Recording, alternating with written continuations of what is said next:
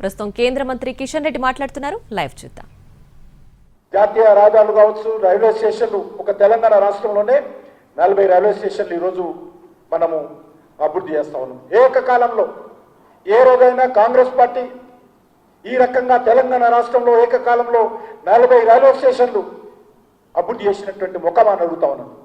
కాబట్టి ఈ విషయంలో మనము విశ్వాసంతో ముందుకెళ్ళాలి, ధైర్యంతో ముందుకెళ్ళాలి. ఖచ్చితంగా జిల్లాలో కూడా కొత్త నాయకత్వం వచ్చింది, నూతన అధ్యక్షులు చాలామంది వచ్చారు.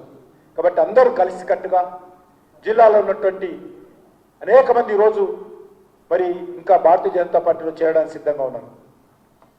వాళ్ళందరినీ చేర్చుకోవాల్సినటువంటి అవసరం ఉంది.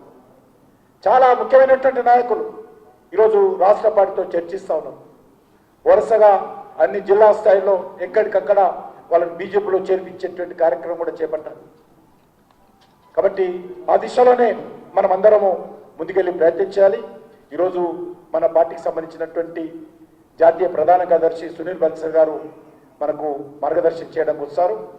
మరి తప్పకుండా మనము ఈరోజు ఇటీవల తీసుకున్నటువంటి కార్యక్రమాలు ఏదైతే అత్యవసర పరిస్థితి వ్యతిరేకంగా ఈ నెల 25వ తేదీన జరపబోయేటువంటి కార్యక్రమం ఏదైతే ఉన్నదో, ఏ రకంగా కాంగ్రెస్ పార్టీ రాజ్యాంగాన్ని హత్య చేసి అన్ని రకాలుగా రాజ్యాంగ శక్తులను నిర్వీర్యం చేసి ప్రజాస్వామ్య వ్యతిరేకంగా ప్రజాస్వామ్య శక్తులను అణిచివేసి మరి ఏ రకంగా కాంగ్రెస్ పార్టీ ఈరోజు అదే రాజ్యాంగాన్ని పట్టుకొని మరి తిరుగుతున్నదో మనం చూస్తూ ఉన్నాం.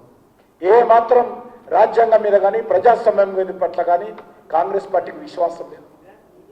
కాంగ్రెస్ పార్టీ అధికారంలో ఉన్నటువంటి ప్రతిసారి కూడా ప్రజాస్వామ్య వ్యతిరేకంగా రాజ్యాంగానికి వ్యతిరేకంగా నియంత్రిత విధానాలకు పోకడలకు ముందుకెళ్తూ మరి ఈరోజు రాజ్యాంగం గురించి మాట్లాడేటువంటి నైతిక హక్కు ఇది కాంగ్రెస్ పార్టీకి లేదు. కాబట్టి ఈ నెల 25వ తేదీన ప్రజాస్వామ్యానికి సంబంధించినటువంటి ఏ రకంగా కాంగ్రెస్ పార్టీ హత్య చేసిందో దాని విషయంలో మనము అన్ని జిల్లాలలో కూడా ముఖ్యంగా